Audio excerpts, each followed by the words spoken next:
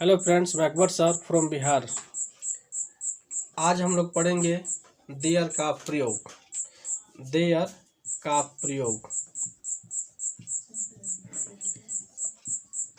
There का प्रयोग हम लोग क्यों करते हैं, इस चीज़ के बारे में हम लोग जानेंगे। और आपके ग्रामर के बुक में इंट्रोडक्टरी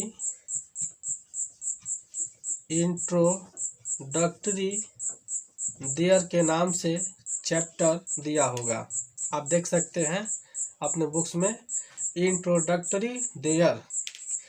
वैसे इंट्रोडक्टरी का मतलब हम बता दें, प्रारंभिक होता है या फिर शुरुआती। जब किसी वाक्य को हम देयर से स्टार्ट करते हैं, उस देयर को हम कह सकते हैं इंट्रोडक्टरी देयर, यानी कि प्रारंभिक देयर।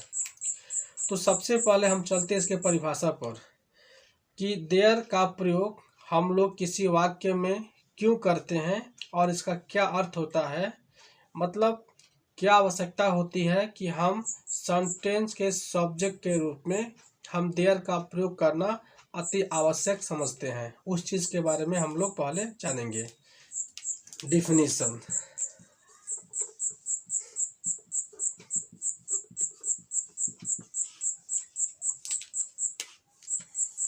डिफिनीशन। यदि किसी वाक्य में सब्जेक्ट यानी कर्ता न रहे तो वैसे वाक्यों को पूरा करने के लिए देयर का प्रयोग सब्जेक्ट के स्थान पर करते हैं, जबकि देयर का कोई हिंदी अर्थ नहीं होता है।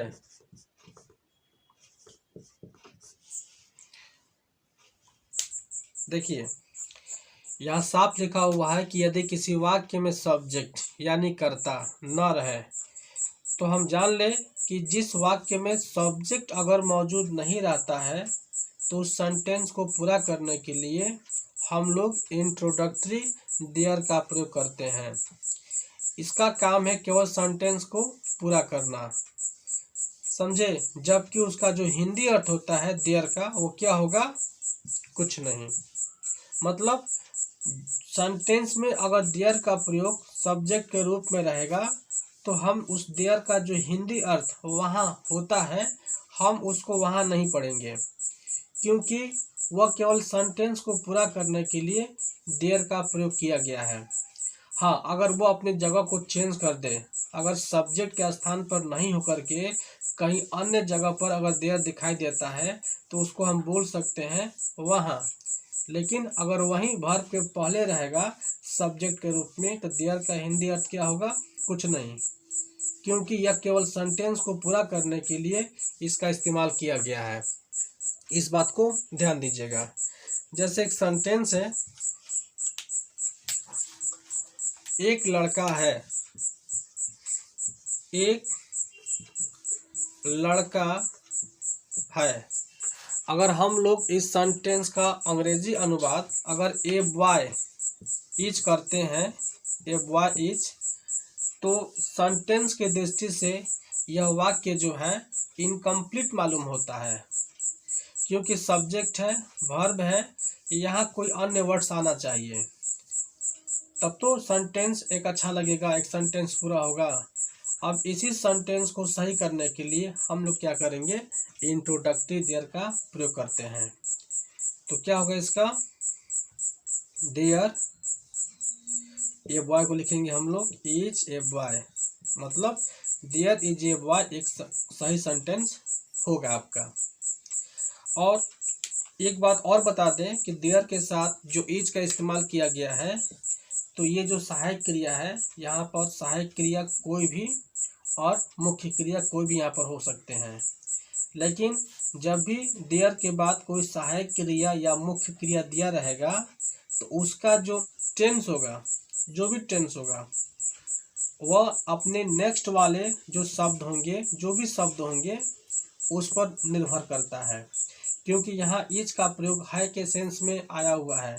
कभी कभी यहाँ पर आर भी हो जाएगा, पास्ट में वाज भी हो जाएगा, या मॉडल्स भी हो जाएंगे, शैल भी, विल भी।